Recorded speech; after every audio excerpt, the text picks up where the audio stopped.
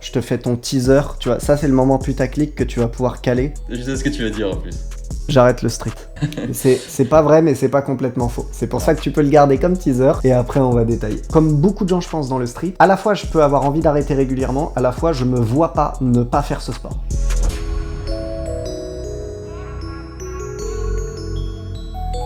Salut à tous, c'est Matt de Street Workout Athlete. Bienvenue sur le SWA Podcast, le podcast pour les adeptes de Street Workout et Calisthenics. Street Workout Athlete est une marque spécialisée dans le domaine du street workout. Si tu veux en savoir plus, n'hésite pas à nous suivre sur Instagram ou aller voir notre boutique en ligne où on propose vêtements et accessoires pour les pratiquants. Si vous allez voir dès maintenant sur la boutique, il n'y a plus rien, la boutique est vide. Je vais ressortir une collection très bientôt. Donc si vous regardez cet épisode un mois ou plus après sa sortie, la boutique sera remplie. Aujourd'hui, je suis avec Colin. Colin, j'espère que tu vas bien. C'est un plaisir de te recevoir dans ce podcast. Ça fait maintenant plusieurs années qu'on se connaît. Ça fait plusieurs années que tu es dans le milieu du street workout. Et justement, tu vas nous dire quand est-ce que tu as commencé. Enfin, ça fait combien de temps que tu as commencé? Et si tu peux te présenter un peu pour les gens qui ne te connaissent pas. Déjà, du coup, merci. Moi aussi, ça me fait très plaisir d'être là pour cette interview. Et donc moi, c'est Colin Doja, Duragon Sama sur Instagram.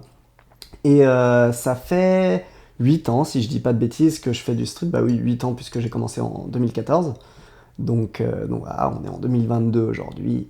Ça fait 8 ans. J'ai commencé été, si je dis pas de bêtises, été 2014. Premier vraiment mouvement de street, c'était légèrement plus tard. Mais renforcement en sachant que je voulais faire ça, c'était été 2014. Ok. On a commencé à peu près en même temps, Colin. Oui. Toi, du coup, t'as commencé où? Sur Lyon? Parce que tu viens de Lyon, c'est ça?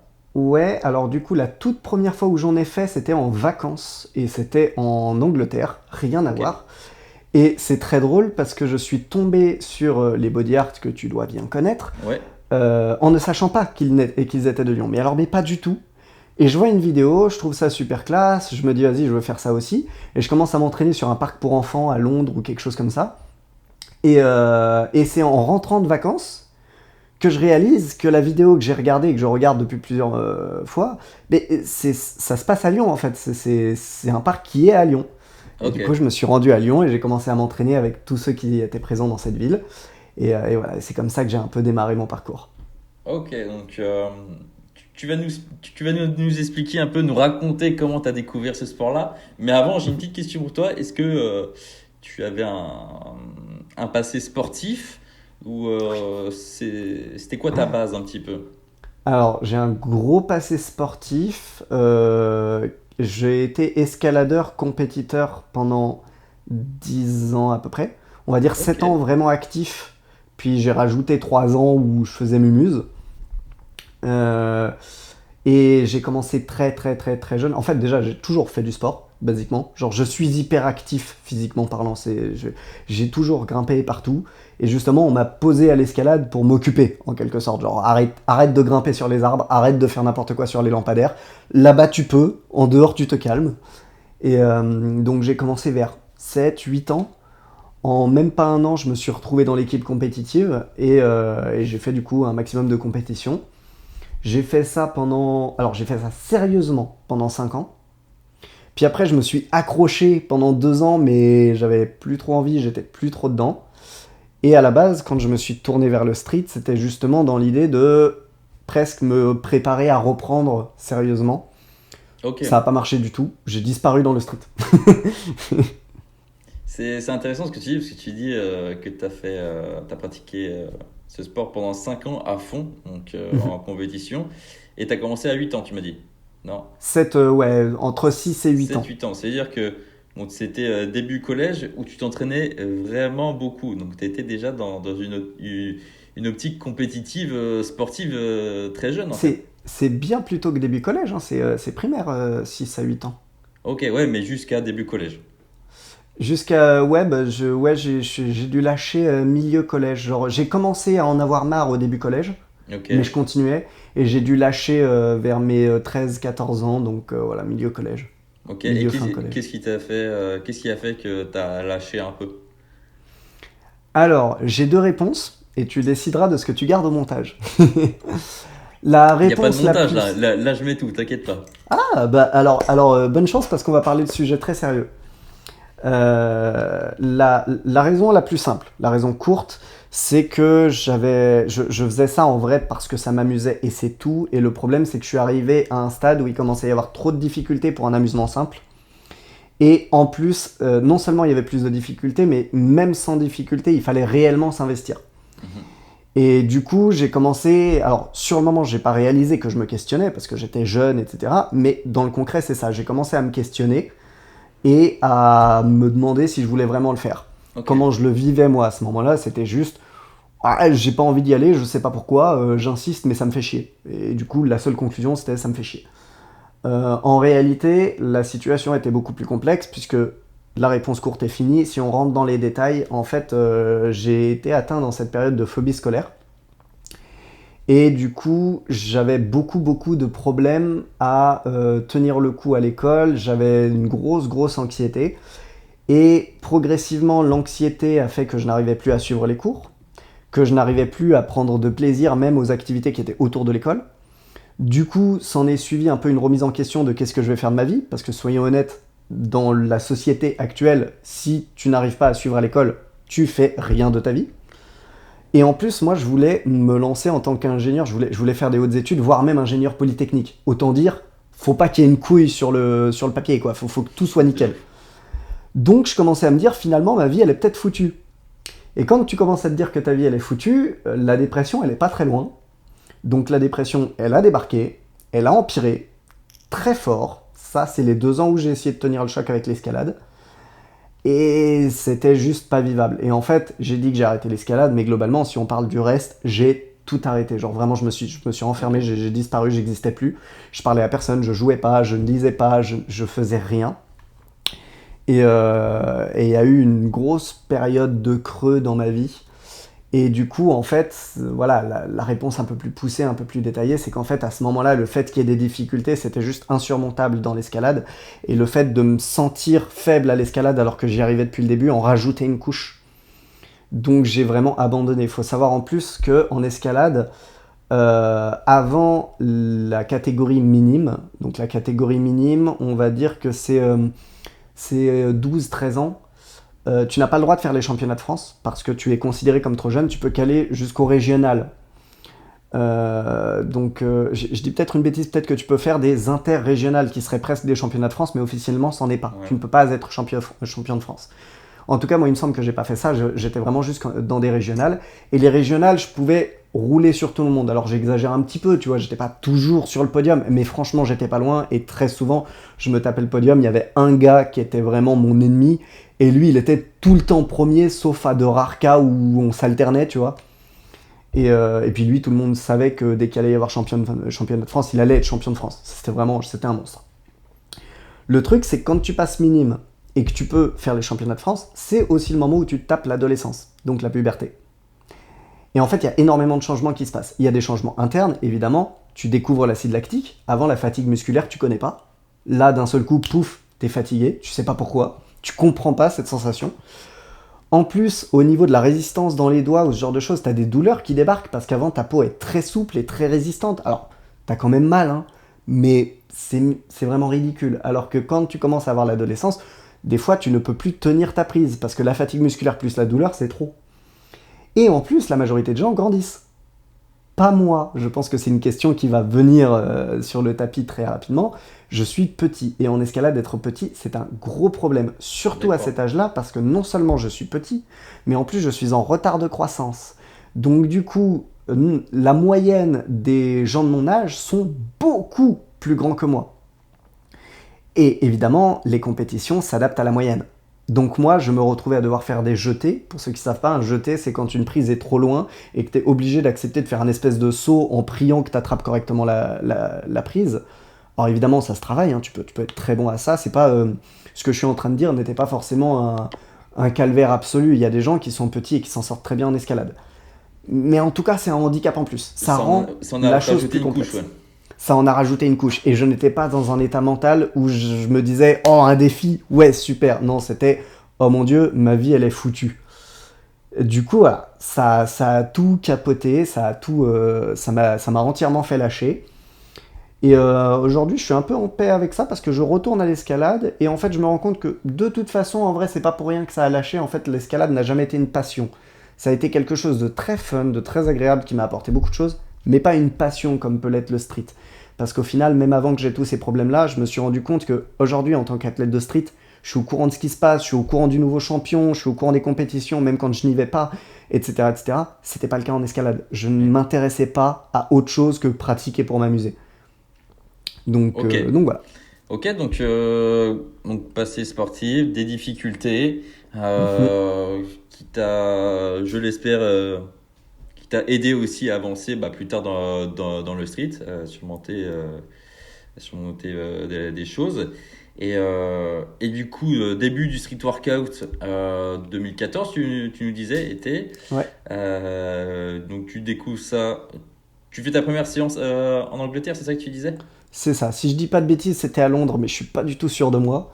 Et ouais, c'était sur un parc pour enfants, comme ça. J'ai toujours la vidéo, elle est sur Facebook. À Et, l'époque, on et, était sur et, Facebook, pas et, sur com- Instagram. et comment ça se fait que tu as découvert ce sport-là? Tu disais, tu avais vu quelques vidéos, tout ça, des body art. Mais est-ce que Mm. c'est toi qui allais chercher? Est-ce que tu cherchais à faire un nouveau sport à ce moment-là? Ou c'était quoi l'objectif de base en fait? Je pense que c'était un peu un croisement de hasard et de volonté. C'est-à-dire que je cherchais pas spécifiquement un nouveau sport, ça c'est sûr. Mais je crois que, en fait, je commençais justement à sortir de ma dépression et on va pas se mentir, on est beaucoup à mon avis à être comme ça. Quand tu commences à vouloir te reprendre en main, l'un des trucs pour se reprendre en main, c'est physique. De manière générale, pas forcément sport, physique de manière générale. Mhm. Et si je dis pas de bêtises, de toute façon, même quand j'ai commencé le street, à la base, je voulais reprendre l'escalade. Le street n'était pas un nouveau sport que je voulais pratiquer ou machin. Mais ça m'étonnerait pas que, à la fois, je me sois mis à rechercher un peu comment je pouvais me renforcer, me repréparer ou ce genre de choses, et en même temps que je sois tombé plus ou moins par hasard dessus. Donc on va dire que c'est un hasard que j'ai un peu cherché, tu vois. Ok, Mais je sais que j'ai pas cherché street workout, je ne savais pas ce que c'était. J'ai pas cherché les body art, je ne savais pas ce que c'était. Je suis vraiment tombé dessus au détour de vidéos YouTube ou ce genre de choses, et puis j'ai juste trouvé ça sympa. Et je me suis dit, ah bah voilà, je vais pouvoir me préparer. Peut-être même que je connaissais pas le nom à ce moment-là. J'ai même pas dû le regarder, tu vois. Ça se trouve, c'était une vidéo People Are Awesome ou un truc comme ça. ok, Et je me suis dit, c'est sympa, vas-y, je vais en faire. Ce truc-là spécifiquement me plaît bien. Et je me suis mis à faire un peu de renforcement. À ce moment-là, tu m'aurais posé la question, je suis quasiment sûr que je t'aurais répondu, c'est de la muscu. Je fais un peu ok, de muscu, mais de la muscu au poids de corps, tu vois. ok. Donc t'as commencé par du renforcement, mais Ouais. c'était quoi l'objectif de base? Est-ce que c'est les figures de street qui t'ont qui t'ont Je pense animé que c'est les au départ ou deux. tu voulais être justement pour toi le street workout c'était que du renforcement, c'était des tractions, des dips. Alors, je pense qu'il y avait trois raisons, et c'est pas genre trois raisons à égale influence. Je dirais que c'était du. Tu sais, genre ça se partage le pourcentage de ma volonté équitablement. Il y avait. J'ai fait 10 ans du coup d'escalade compétitif à mort, et déjà là, je suis pas super épais, mais alors t'imagines pas comme je l'étais pas avant de commencer le street. J'étais un steak. Tu me mettais un t-shirt normal, tu ne sais pas que je fais du sport. Et encore moins que j'en ai fait à un niveau compétitif. Impossible. Donc, comme beaucoup je pense, il y avait un petit côté d'ego de bah merde, j'aimerais quand même avoir un corps qui correspond à mes performances, tu vois, j'aimerais ne plus être le petit maigrichon, parce que petit je peux rien y faire, maigrichon je peux peut-être y faire quelque chose. Deuxième raison, justement, l'un des trucs qui m'a le plus frappé quand j'ai eu des difficultés en escalade, c'est qu'en fait je suis passé de je ne force jamais à non seulement je force, mais je suis fatigué super vite, j'ai plus de patates. Donc je voulais prendre de la force, prendre de l'énergie. Et ça, s'il n'y a pas le corps, je m'en fous. Je prends de la force pour pouvoir reprendre l'escalade. Et ce coup-ci, je reviens. Et oui, il y a toujours de l'ego. On va montrer qui c'est le papa, tu vois. Hmm. Et troisième truc, j'ai toujours bien aimé le côté un peu spectaculaire, esthétique, même quand j'escaladais, alors qu'on s'en fout royal, j'avais tendance à escalader de façon esthétique, presque de façon instinctive. Et bah ouais, le street c'est esthétique.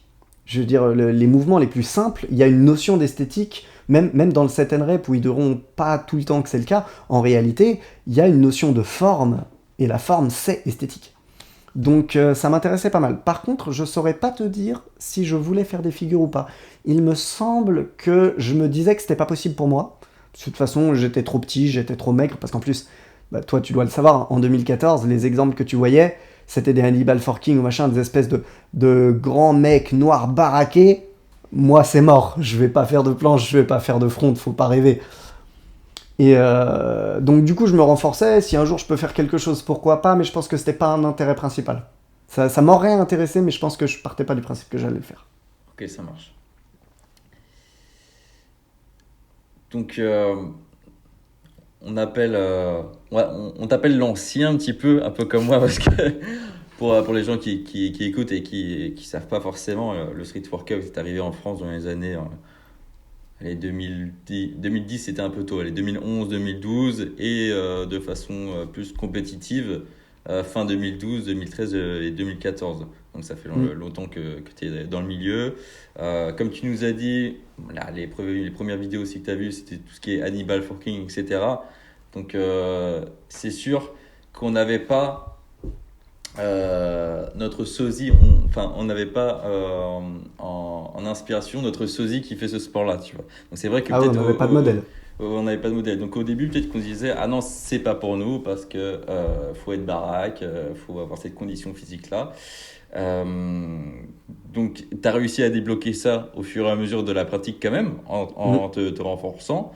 Est-ce que tu peux nous expliquer le moment où tu as commencé à faire des compétitions, où tu t'y es mis plus sérieusement, et comment tu as débloqué ça? Comment tu as débloqué ça? Est-ce qu'il y a un moment où tu t'es dit, du coup, l'escalade, c'est fini, je me suis bien amusé, et maintenant c'est le street? À quel moment ça arrive ça? Dur de répondre. Alors, je peux te répondre l'instant T où j'ai réalisé, mais je suis pas sûr qu'il y ait un instant T où ça ait basculé. Ouais. Donc l'instant T où j'ai réalisé, c'est quand j'ai essayé de me sélectionner pour la première fois pour les championnats du monde, donc de 2015 ou 2016. C'est quel championnat du monde où a gagné Eric Ortiz? 14 Ok, donc 2015. 14 et 15, Ouais, je crois. et bah 2015. Parce qu'il avait gagné, je l'ai vu, ça m'a marqué. Genre je l'ai vu à Lyon, il est passé à Lyon, il me semble qu'il était body art à l'époque. Ouais. Ça m'a marqué, le mec était impressionnant, le mec était classe et tout. Et tu vois, tu parlais de personnes où on pouvait s'identifier. Voilà. Il est pas bien grand, il est pas bien épais, hein, Eric Ortiz. Et du coup, d'un seul coup, je me suis dit, mais attends, pourquoi pas moi? Et donc, je me suis pas dit, à ce moment-là, je vais me lancer dans le street, mais je me suis dit, ça veut dire que c'est possible. Je me suis préparé un peu, et du coup, ouais, 2015, c'est un peu arrivé au dernier moment, dans le sens où il y avait la sélection française qui se passait en été, et je crois que juste un mois avant, je me suis dit, ouais, ok, je tente, et c'est là où je me suis dit, en fait, je veux faire ça. Okay. Je veux pas retourner en escalade, finalement, je veux faire ça. Mais je pense que la décision s'était déjà faite, un peu naturellement, c'est juste que c'est le moment où je l'ai réalisé. C'est le moment où je me suis dit, en fait, si je pars là-dedans, c'est que je veux plus faire d'escalade, c'est que je veux faire du street. Et donc j'ai cet instant T-là, mais à mon avis, vraiment le reste, c'était évolutif, c'est-à-dire... Au début, c'était vraiment pour reprendre l'escalade. Après, c'était, je vais reprendre l'escalade et ça, c'est un à côté qui est sympa que je veux garder. Puis, en fait, je veux faire les deux. Et progressivement, sans que je me pose la question vraiment concrètement, tu vois, il y a eu cette évolution-là qui s'est faite au niveau de mes sensations et de mes choix d'entraînement. Mais il n'y a aucun moment où je me suis arrêté et où je me le suis dit psychologiquement, ouais, je suis en train de là vouloir ça, là vouloir ça, là vouloir ça. Non, c'est vraiment à la fin... où en prenant cette décision de vouloir me sélectionner, je me suis dit oui, non, là c'est que j'ai laissé tomber l'escalade et je pars pour le street. Ouais, ça se fait progressivement finalement, et ça on a plusieurs cas de figure là-dessus. Moi je prends pour mon cas, je faisais de la gymnastique de base, donc en fait quand j'ai découvert le street workout, quand mon frère a découvert le street workout et qui me l'a fait découvrir à moi plus tard, du coup je faisais toujours de la gymnastique en fait. Ce qui fait donc que... tu nous as tous arnaqués en fait. Ouais, c'est ça, et c'est pour ça que j'ai bien progressé au début. Tout le monde me dit, attends, bah, c'est grâce à la gym que t'es devenu super fort, entre parenthèses, en street, alors qu'en fait, ça a été l'inverse. Genre, j'ai commencé le street, j'ai commencé à réfléchir par moi-même, à m'entraîner seul. Et en fait, mes perfs en street ont augmenté et la gym a explosé, tu vois. Et c'est là que je me suis dit que en fait, Non, il n'y avait puis il y avait plus beaucoup de sens à faire de la gymnastique. la gym est une très bonne base pour apprendre le street, Ah, mais ça forcément. te rend pas fort en street. Ça te prépare pour pouvoir progresser super vite. Mais typiquement, les mouvements comme les 360, les 540 ou ce genre de choses, ça existait en gym, mais aucun gymnaste ne le fait. Les shrimp flips, ça n'existe pas en gym. Le Non. ginger, ça existe, mais sous une forme qui est complètement différente. Et les planches, on ne les fait absolument pas aux barres parallèles, on les fait au sol, mais d'une manière très précise. De moins en moins, même au Enfin, sol, j'ai et de moins l'impression. en moins, ouais, c'est vraiment aux anneaux. Et puis pareil, tu vois, par exemple, une maltaise n'existe pas. Soit c'est airplane, et eux, ils appellent ça maltaise, soit c'est planche. Il n'y a pas Mm. de, il y a pas d'entre-deux, ça n'existe pas. Mm. Et encore moins, t'as pas le droit de casser les bras, t'as pas le droit de casser les jambes, tu dois être tout le temps tendu partout. Donc, par contre, ça donne une super bonne base, parce que Oui, j'ai contrairement à une bonne beaucoup base d'autres pour gens, commencer, oui, oui. toi, tu as dû avoir une Mais vraie si tu notion veux, de rotation, de proprioception, etc. pas forcément de rotation. En fait, moi, j'étais quand même à petit niveau, tu vois. Donc, Hmm. moi, j'étais pas en Fédération française de gymnastique, j'étais En en UFOLEP. FSCF. C'est la Ah oui. Fédération sportive et culturelle, machin. Ce qui fait que le niveau était pas haut, tu vois. Et en fait, le truc qui m'a un peu dégoûté aussi, donc en commençant le street workout, donc les figures de base qu'on apprend, c'est tout ce qui est handstand, L-sit, drapeau, et tu commences à aller vers le back lever après, c'est ce qui est le plus accessible. Et en Mhm. fait, j'ai eu mon back lever assez vite, tu vois. Je me suis dit, putain, trop bien, je pourrais le mettre en compète en gym, tu vois. Et non, en fait, je ne vais pas pouvoir le mettre parce qu'en fait, Non. le back lever était dans les mouvements les plus compliqués des anneaux. Et en fait, pour faire le back lever, il fallait les sorties double backflip et tous les trucs qui ne m'intéressaient pas. Ouais, Du t'es coup, en fait, obligé d'être j'étais cohérent avec obligé le ouais, reste. de faire tout ça. Mais Hmm. voilà. Du coup, Colin, t'es quand même assez reconnu dans le monde du street français, surtout. On te connaît aussi à l'international, mais surtout en France. Mhm. Je sais que tu as fait beaucoup de compétitions, qu'elles soient nationales ou internationales. Est-ce que tu veux nous parler un peu de ton parcours en compétition? Parce que tu nous as dit tout à l'heure, du coup, est-ce que ta première compétition, justement, c'était l'étape pour la Coupe du Monde en 2015? Pas T'as du tout. commencé avec ça? Non, pas du tout. Ah non, ok. Heureusement. Non, mais Heureusement, ça certaines aurait été personnes assez ouf. commencent assez fort, tu vois. Mais c'est presque le cas. Je crois que c'était ma troisième compétition, la sélection. En gros, dans Ok. l'ordre, la toute première, c'était purement set and rep, justement, parce que comme je t'ai dit, je pensais pas me tourner vers les figures. Ce Hmm. qui est très drôle, c'est que je me prépare pour la compétition dans l'idée du set and rep. Et la compétition, c'était justement le Body Art Challenger, puisque Ok. bah voilà, je venais de démarrer, il y avait la compétition qui débarquait genre peu de temps après, si je dis pas de bêtises. Et je crois que ça faisait, ouais c'est ça. J'ai commencé en été 2014, j'apprends qu'il y a cette compétition pour été 2015. Du coup, je commence à me préparer pour ça. Je suis dans le bon ordre? Est-ce que tu me mets un doute? Attends, en réfléchissant, j'ai un doute. Parce que Ça si remonte, c'est hein. été Ça remonte, Colin. 2015, bah ouais, ça remonte. Et en plus, moi j'ai une mémoire. Mais alors, ma mémoire elle est éclatée au sol. Des fois, je me rappelle que j'ai fait des compétitions, je m'en souvenais pas avant. Euh, non, c'est pire que ça. Je crois que j'ai fait le Challenger, je l'ai fait quasiment tout de suite. Quasiment Ok. tout de suite. J'ai commencé et je me suis inscrit. Donc, ouais, c'est ça. Je commence, on me parle de la compétition. Je dis peut-être des bêtises, hein, mais on va dire que c'est ça. Je commence, j'entends parler de la compétition qui est donc dans très peu de temps. Je me prépare et je me prépare en mode set and rep parce que pour moi, c'est la seule chose que je peux faire. Il s'avère que donc c'était le Challenger, je crois que c'était la deuxième ou troisième édition. Donc Challenger des Body Art. Pour ceux qui ne savent pas, le Challenger des Body Art, il y a à la fois une partie qui est freestyle et à la fois une partie qui est set and rep. Je mets des guillemets parce qu'à cette époque-là, on faisait pas les dissociations. C'était une partie qui était juste considérée comme répétition, défi de force. Et donc, on pouvait y voir autant un max muscle up que un max hold en full planche. C'est vrai. C'est pour ça que c'est différent par rapport à ce qu'on voit aujourd'hui. Donc moi, je me dis que je vais m'inscrire à la catégorie muscle-up, traction, dips, pompe. Mais tout ce qui est drapeau, front lever, back lever, planche, je comprends même pas comment ça marche. Donc je laisse tomber, tu vois. Le truc, c'est que très très très rapidement, j'ai chopé un front lever et j'ai chopé un back lever. Du coup, je commence à me dire que c'est peut-être possible que je fasse le reste. Donc j'apprends le drapeau, que je chope aussi très très vite. Genre ça se compte en semaines, tu vois, genre je débloque les Ok. trucs à la chaîne. avant que les gens se disent ah ouais mais ok mais c'est n'importe quoi. En fait c'est logique maintenant que j'ai plus d'expérience dans le coaching et ce genre de choses. J'ai fait 10 ans d'escalade, donc tout ce qui est tiré c'est facile pour moi. T'étais Le très front très j'avais bien juste à le rendre préparé. clean. C'est quelque chose qui en fait dès qu'on a des dévers, les dévers c'est quand t'es tu sais, à l'envers pendu au plafond.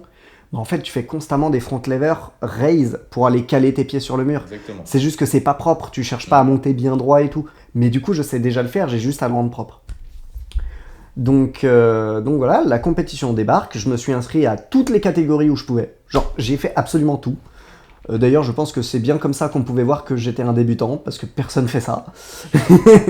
Et le seul truc que j'ai pas fait, c'est la full planche, parce que c'est trop loin, je comprenais même pas. Et le lendemain, c'est le freestyle, c'est là donc où ça rejoint ce que je te disais, où je vois Eric Ortiz faire un truc de ouf, alors qu'il a mon gabarit. Je me dis, wow, ok, je veux faire ça. Du coup, prochaine compétition, il faut que ce soit une compétition de freestyle. Parce que là, je me suis pas inscrit au freestyle parce que c'est pas pour moi, mais en fait, c'est possible. Et donc, compétition suivante, et ça va te faire rire parce que quand tu vois, comme maintenant on galère à avoir de l'argent, c'est très drôle que dès ma deuxième compétition, il se soit passé ça. Deuxième compétition, c'est les Cotes Battle, je crois, quelque chose comme ça. Donc, tu dois connaître Cotes. Plus personne connaît aujourd'hui, hein, mais peut-être que Qu'est-ce que toi, c'est t'en que as ça? une. La cotéine, t'en as jamais entendu parler? Ok, COT, c'était un. Je sais pas si c'était un gars, un organisme, une marque ou. C'est flou, mais en gros, c'est un mec qui avait mis en avant ce terme-là, COT, K-O-H-T, pour King of Hard Training. Ça me dit rien du tout. Et c'était où cette compétition-là? C'était en Suisse. Ok, ah d'accord, moi je connaissais pas du tout. Voilà, c'était en Suisse, donc je vais à Genève. Je sais même pas quand c'était. Je crois que c'était 2015 parce que j'avais quand même eu le temps de préparer un peu des mouvements pour de vrai, tu vois. Mais c'était du coup avant l'été, c'était avant la sélection pour les championnats du monde. Et, euh, et à la base, j'y vais pour m'amuser, vraiment pour m'amuser, tu vois. C'est pour essayer. Je m'en fous du résultat. Et j'arrive le jour J, je fais Mumuse. Bah, mon Mumuse, il fait que j'arrive troisième Ok. et que je T'étais remporte 300 surpris? euros. Ah Bah, oui, ok. grave. Ouais, vraiment, j'y vais pour m'amuser. Je n'ai aucune volonté de rien. C'était déjà le cas pour les Body Art Challenger. Hein. J'avais aucune velléité de rien. Mais au Body Art Challenger, je crois que j'ai eu une médaille de participation parce que j'ai fait toutes les disciplines, enfin toutes les catégories. Mais sinon, j'ai rien eu, tu vois. Et puis j'étais loin quand même des records. Il y avait l'Exastyle en front. Ouais. Il y avait qui comment il s'appelle Ah, j'ai oublié son nom. Un mec qui était hardcore en bac. De toute façon, voilà, il y avait Eric Ortiz. Le niveau, il était trop loin. C'était impossible. Suisse, j'y vais. Et je tombe contre des gens comme Virgil Anas, que je connais parce qu'il est de Lyon, mais voilà, faut s'imaginer que moi je suis au début. Lui, au contraire, c'est son âge d'or, presque. Ouais, limite. Il est champion de France, machin, tu vois. Moi, je suis vraiment une crotte. C'est-à-dire qu'il est champion de France en 7 rep et il est dans les meilleurs en freestyle. Moi, j'existe pas. Et j'arrive troisième, juste derrière lui. Et je gagne 300 euros. Donc, Donc là, gros coup de boost parce que ah déjà bah, t'es sur le podium. En c'est plus, monstrueux. il y a une bonne récompense. Ça motive à continuer quoi. C'est monstrueux. Et je pense que les gens qui nous écoutent, qui font des compétitions aujourd'hui, 300 euros, même encore aujourd'hui, c'est quelque chose. Hein. Mhm. Tu remportes 300 euros à une compétition, c'est énorme. Donc moi, je repars avec mes 300 balles et vraiment, alors, réflexion binaire de débile, je suis en mode, faut que je gagne plus d'argent et plus de médailles. Voilà. Il n'y a aucune réflexion de plus que ça. Bilan, je continue, je gagne plus d'argent, plus de médailles. Spoiler, ça n'arrivera pas. Mais, enfin, plus de médailles, si, mais plus d'argent, ça n'arrivera pas. Et du coup, je commence à me préparer. Et là, bah, c'est le moment qui arrive à énormément de gens. C'est vas-y, je suis imbattable. Je fais sélection au championnat du monde, je m'en fous. Ouais. Et du coup, je me sélectionne pour les championnats du monde. Et il va m'arriver un truc dont on va certainement parler et qui va revenir beaucoup tout au long de mon parcours. Je me blesse. Ok. Et je Donc me ça c'est blesse, quoi? mais C'est hard. 2 ans après le début de ta pratique? Même pas, un an. Un an. Un an. Je me blesse, j'ai le poignet. J'ai jamais su ce que j'avais parce que je suis jamais allé voir un médecin. Parce que c'était l'époque où justement, Déjà, on cadrait pas nos entraînements, alors on cadrait encore moins notre santé. On en avait rien No à pain, no faire. gain à l'époque. Ah, No pain, merde. no gain. Donc, moi, j'ai toujours les vidéos sur Facebook, parce qu'à cette époque-là, du coup, je faisais partie du groupe La MIF, que tu dois très bien connaître. Non, j'étais pas dedans. Oui, mais tu connais de nom. Ça me dit quelque chose, mais je. C'est vrai. Ouais. Incroyable, je pensais vraiment que t'étais dans... En fait, toi, t'étais tellement à l'étranger, tu t'es pas occupé de ce qui se passait en France, c'est ça? C'est ça, c'était exactement ça, je te jure. Moi, j'étais. Mais tout ce qu'il y avait en dessous Paris, j'étais pas au courant, si tu veux. Ok, ouais, d'accord. Ben, la MIF, c'était une espèce d'équipe qui regroupait, genre vraiment, j'exagère évidemment parce qu'il y a forcément des gens qui en faisaient pas partie, mais il y a moyen qu'à l'époque, on regroupait 90% des streeteux français. Genre, Ok, bah il il y y avait avait le tout le groupe monde Street dessus. Workout France pour ça, sinon. Mais c'est lui. À la base, ça s'appelait la MIF. C'est le Ah, même. d'accord. Bah j'étais dedans alors, mais je savais pas qu'il s'appelait comme ça. Ok. Il s'appelait la MIF et il avait été créé par Charlie PN. Charlie PN qu'aujourd'hui les gens reconnaissent, mais Ouais. pendant toute une période, plus personne savait que ce mec existait et qu'il était là avant. Et il avait disparu. Et il avait disparu en transformant la MIF en Street Workout France et c'était quelqu'un d'autre qui s'en occupait. Ok. Mais donc à la base, la MIF, c'était lié à sa chaîne YouTube, c'était le youtubeur principal parce qu'il me semble que Elio Eric.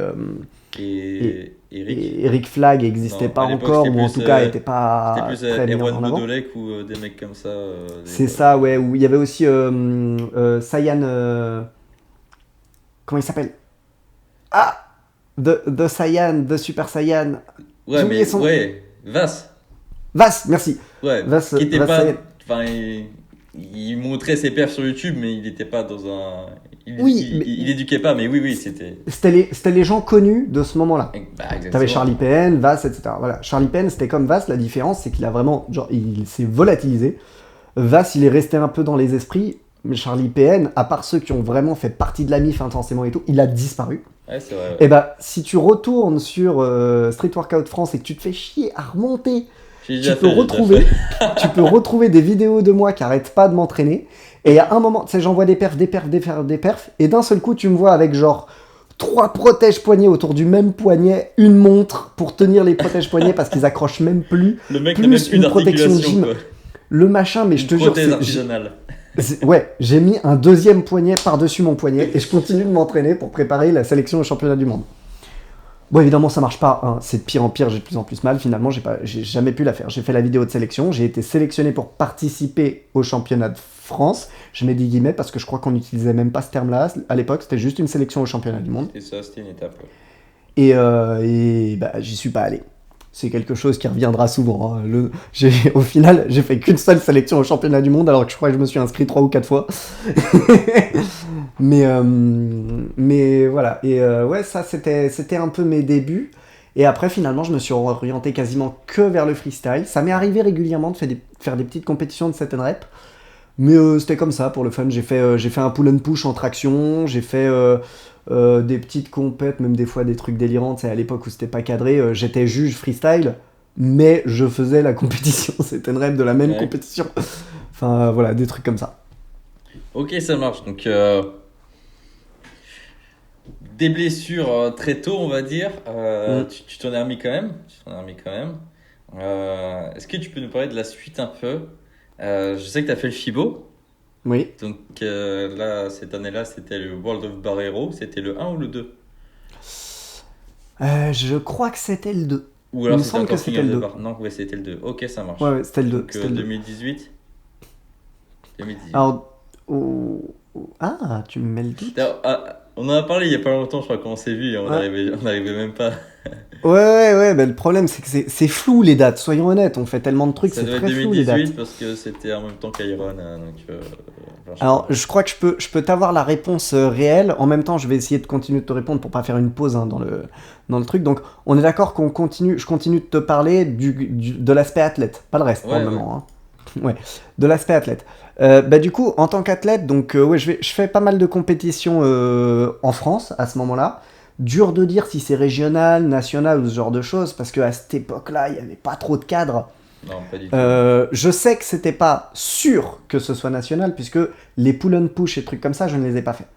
Ok. Qui, là, dans ces cas-là, c'était sûr que c'était au moins national, si ce n'est international. Je prends un peu d'ampleur, et ma première grosse compétition, je crois que c'est avec Gena et Sangohan que je me suis retrouvé dans ce bail-là. et je me retrouve avec un Battle of the Bars. Donc pas rien Amsterdam, quand même. pas Amsterdam. Le Battle of the Bars d'Amsterdam, Si, ok. c'est ça. Dans la Ouais, salle, là, dans ouais, dans un qui était, salon. qui était très sympa. Ouais. Alors je te confirme, du coup, c'est bien 2018 le FIBO.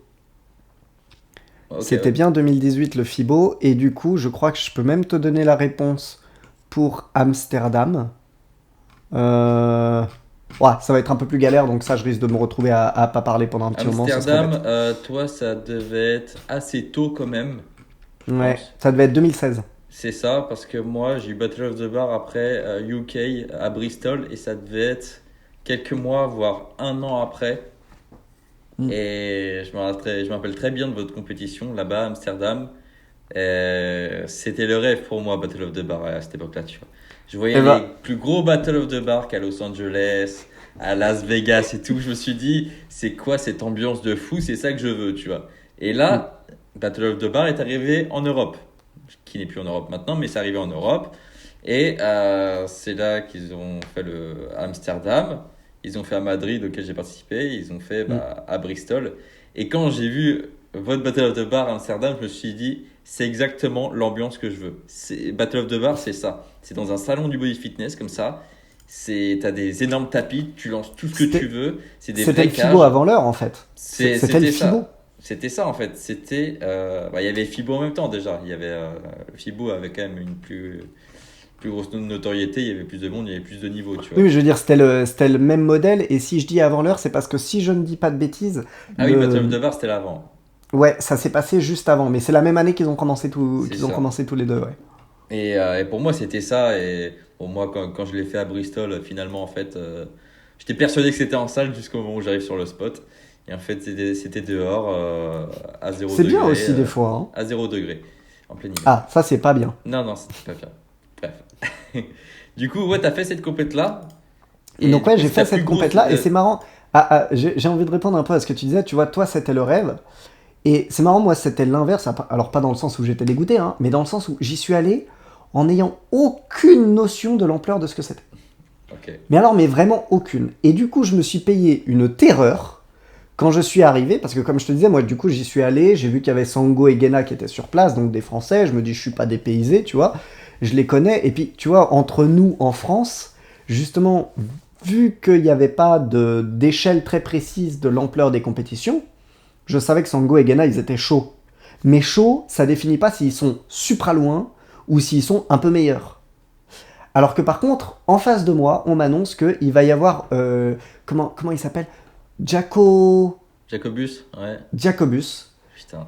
Et puis je me dis, ah ouais, cool, ouais, il a l'air bon ce gars. Et il y a Non, Sango non. qui vient et qui me dit, ouais, il est troisième mondial, ou quelque chose comme ça. Oh là là. Non mais, voilà. Non, non, je Je te réagis comme parle, ça parce que, vas-y, je pouvais pas le saquer ce gars-là. je te parle juste de Moi, je le connais Ouais. pas. J'en ai rien à foutre. Ah, Moi, tu le seul connaissais pas? retour, Ok. c'est. Je le connaissais pas du tout. Je connaissais pas du tout. Je connaissais pas le principe de Battle of the Bars. Voilà. Juste. Alors, je savais quand même que je changeais de gamme parce que j'allais faire une compétition à l'international, Hmm. forcément. Mais j'avais aucune appréciation de la difficulté du décalage et tout. Et j'arrive et on me dit, le gars que tu vas affronter, il est allé au championnat du monde et il a fait un bon score. Hmm. Pardon? Comment ça? Et, c'était quoi comme style de battle? C'était des 4 fois 45 secondes ou 4 fois 1 minute, des trucs comme ça? Non, je crois que c'était 2 fois 45 secondes, c'est tout. Ah, d'accord. Ok, Ouais, je crois que c'était la formule qu'on voit le plus aujourd'hui. d'accord. Si je dis pas de bêtises, hein, ma mémoire n'est pas très très bonne. Et donc, alors aujourd'hui, je me rends compte que même pour l'époque, le mec était pas fou. Malgré tout, j'ai pas le niveau. Je me fais manger. Je me fais manger. Alors, je pense qu'il y a des gens qui seraient pas d'accord avec ce résultat-là parce que je me fais manger alors qu'il a quasiment pas de force et que ma force est clairement supérieure à ce qu'on voit à l'époque. Voilà, à cette époque-là. Mais faut savoir que c'était vraiment une époque où il y a des gens qui se plaignent encore aujourd'hui que ouais, un mec qui est moyen en tout, il est considéré comme meilleur. C'est beaucoup moins vrai aujourd'hui que ça l'était à l'époque. C'est-à-dire qu'à l'époque, il pouvait vraiment envoyer de la force nulle. Vu qu'il avait envoyé de la force et que moi, j'avais pas envoyé d'agilité du tout, il me roulait dessus. Ouais. Et du coup, c'est exactement ce qui s'est passé. Et on m'a dit une phrase que j'entendrai à chacune de mes compétitions. Bah ouais, mais il te manque de l'agi. Oui, je sais. Moi, c'était plutôt l'inverse que j'entendais. C'est il te manque de la force. Chacun son tour. On aurait dû fusionner à cette époque-là. De ouf. Et tu vois, ça me fait rire que tes battles Jacobus.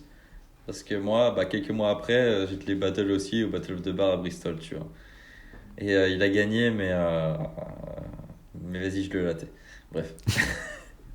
C'est le mec qui veut pas avouer qu'il a perdu. Non, non, mais je le latais. Il y a une erreur de jugement, j'en veux à Small depuis. Bref. Mais en vrai, de toute façon, on va sûrement parler à un moment de certains sujets qui fâchent, entre guillemets, sur ce qu'on pense des résultats et tout. Du coup, moi, je veux faire un disclaimer d'avance sur tout ce que je vais dire quand je vais parler de j'aurais dû gagner, j'aurais pas dû gagner, etc., etc. C'est au vu de comment on juge aujourd'hui, parce qu'on commence à cadrer un peu mieux comment on juge, même si on n'a toujours pas de barème. C'est quelque chose de plus logique et de plus annoncé à l'avance.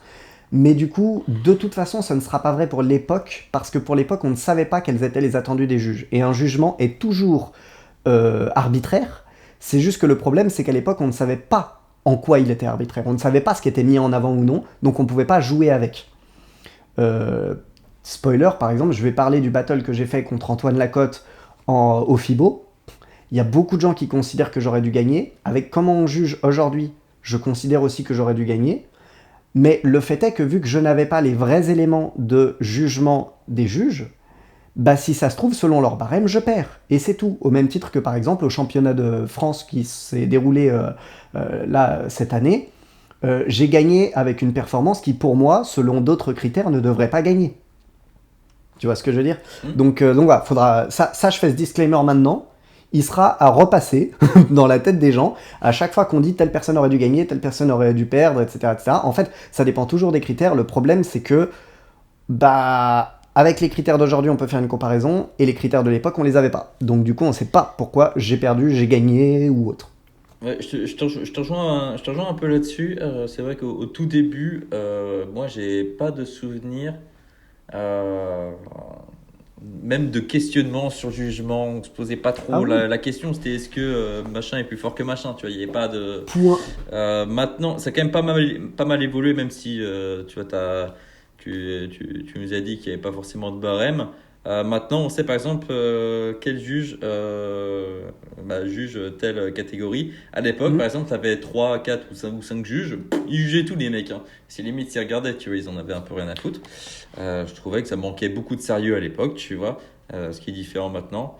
Parce que maintenant, On avait même des juges qui venaient pas du street, oui, qui en exactement. faisaient vite fait, et qui se retrouvaient à juger le set and C'est rappel ça. freestyle, alors qu'ils faisaient à peine des tractions de muscu dans un domaine qui est différent, mais ils sont connus.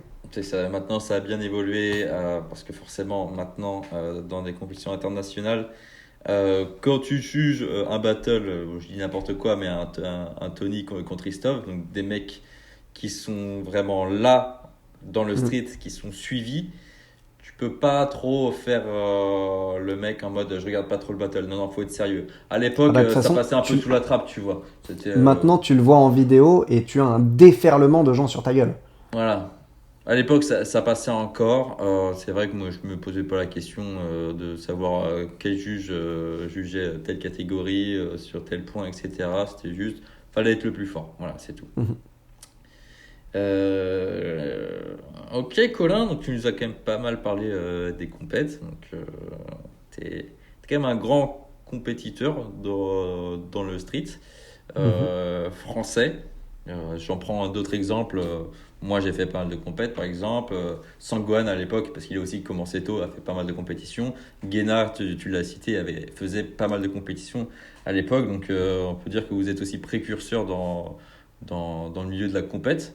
Mhm. Euh, pour continuer, alors ok, on va passer à une grande question avant de passer aux petites questions des internautes sur Instagram. Euh, Tu vas nous expliquer, c'est peut-être un peu difficile cette question-là, mais tu vas nous expliquer pourquoi tu continues ce sport encore aujourd'hui. Après 8 ans, ouais c'est ça, 8 ans. 8 ans de pratique. Est-ce que tu as fait des pauses déjà? Attends, avant, je te fais ton teaser. Tu vois, ça c'est le moment putaclic que tu vas pouvoir caler Ah, ok, pour donner envie vas-y, de, je le mettrai dès le de- début celui-là. Voilà, ça tu peux le mettre dès le début et tu peux l'utiliser comme teaser, machin. Je sais ce que tu veux dire en plus. J'arrête le street. C'est pas vrai. Je C'est pas j'étais sûr que t'allais vrai. dire ça de toute façon. C'est pas vrai, mais c'est pas Mais si, en fait, complètement c'est faux vrai. non plus. C'est pas vrai, mais c'est pas complètement faux. C'est pour ça que tu peux le garder comme teaser, et après on va détailler. Il y a plein de choses qu'il me faut continuer. Là, tu me poses la question au bon moment, parce que je viens de sortir d'une grosse phase où j'avais franchement à mort envie d'arrêter. Et sous une certaine forme, ça va être un peu le cas. Mais je pourrais répondre par des réponses qu'on entend un peu partout. Bah, par exemple, on entend dans la FAQ des Neo Strength. Comme beaucoup de gens, je pense, dans le street, à la fois je peux avoir envie d'arrêter régulièrement, à la fois je me vois pas ne pas faire ce sport. Genre, j'ai dans l'idée d'arrêter, mais au moment où je me dis ok, j'arrête, ben il y a un problème. Il y a un truc qui manque. Le souci, c'est que si je pousse la réflexion un peu plus loin, c'est pas suffisant l'argument de je me vois pas faire 100 pour continuer si j'ai envie d'arrêter. Donc il y a plusieurs choses, il y a plusieurs réflexions que j'ai eues au cours de ma pratique sportive. Déjà, il faut savoir que j'ai quasiment jamais eu une année où je pratiquais pareil que l'autre année. Ça a toujours changé de façon. Soit je m'entraînais pas de la même façon, soit je m'intéressais pas aux mêmes aspects du sport, parce que du coup, certainement qu'on va en parler à un moment ou à un autre, mais j'ai été et je suis coach, juge, athlète, compétiteur ou non, organisateur d'événements ou non, conseiller régional à la Fédé actuelle, je participe à des projets pour des organisations autres, etc., etc., etc. Donc tu te doutes bien que pour avoir fait tout ça, il y a forcément des moments où il y a des priorités ou non, et bah déjà, juste avec tout ce que je viens de dire, je peux remplir 8 années avec jamais la même priorité. Je te comprends, Colin. Donc voilà. En l'occurrence, bah, par exemple, il y a eu une année où j'ai quasiment arrêté parce que je passais un diplôme pour pouvoir être coach.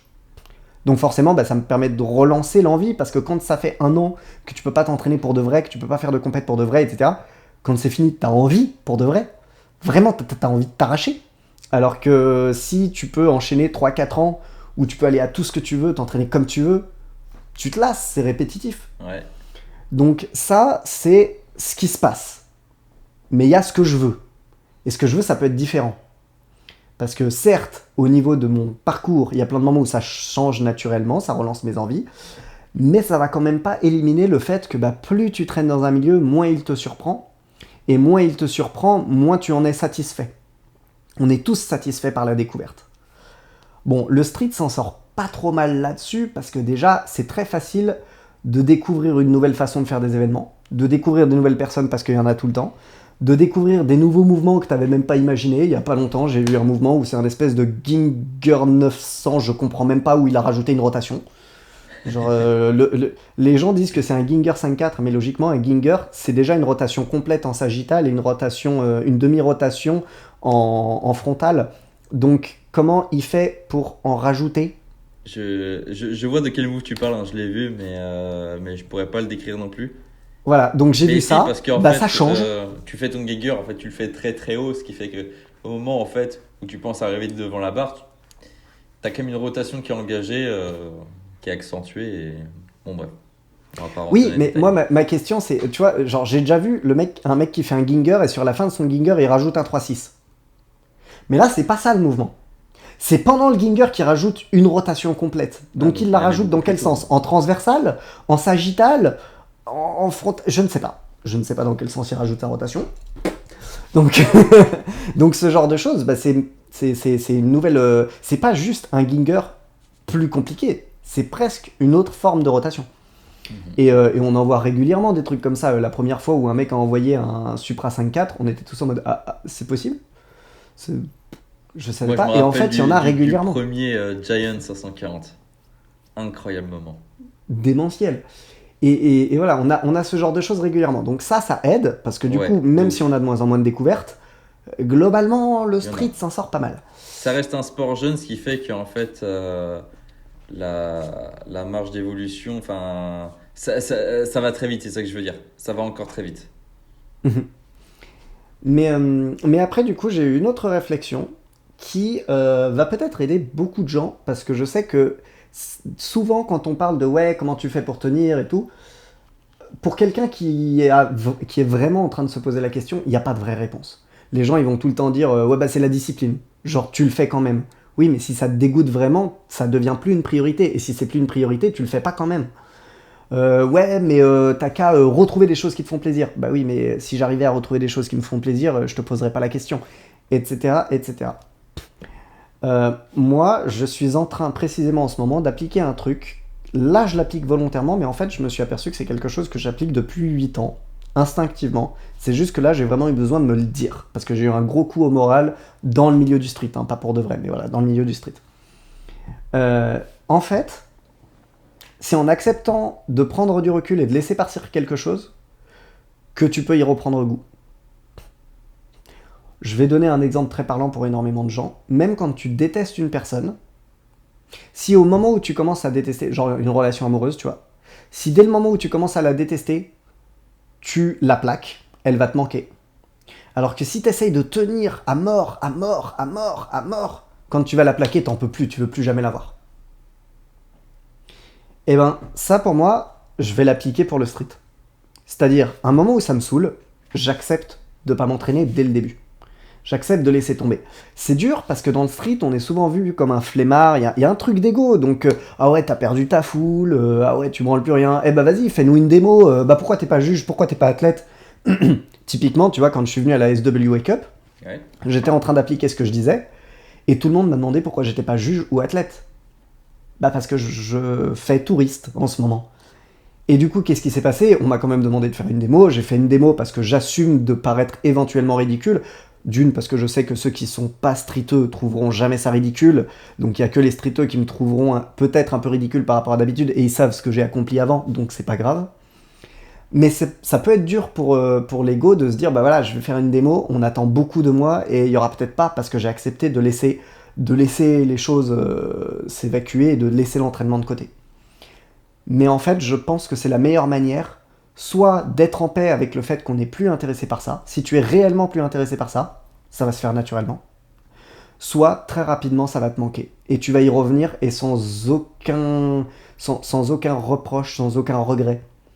Alors que si t'insistes, tu peux te taper des blessures, ou en avoir vraiment marre, ou t'énerver avec des gens alors qu'il faudrait pas, ou te taper une déprime de fou. Justement, bah, moi si je dis ça, c'est parce que c'est ce qui m'est arrivé pour les championnats de France, puis championnats du monde. Ça fait je sais pas combien de temps que j'essaye de me sélectionner pour les championnats de France, pour pouvoir partir aux championnats du monde. Je me suis sélectionné, j'avais pas de blessure ce coup-ci, j'avais juste pas la tête à ça. J'avais pas envie. J'avais pas envie, mais ça fait des années que je veux le faire. Donc, c'est pas juste parce que j'ai pas envie que la seule fois où je suis pas blessé, où je peux y aller, je vais pas le faire. Tu vois, faut y aller. Il faut le faire. Donc, j'y vais, je fais une prestation. Les gens diront peut-être que c'est pas le cas, mais moi, pour moi, j'assume, ma prestation était ridicule.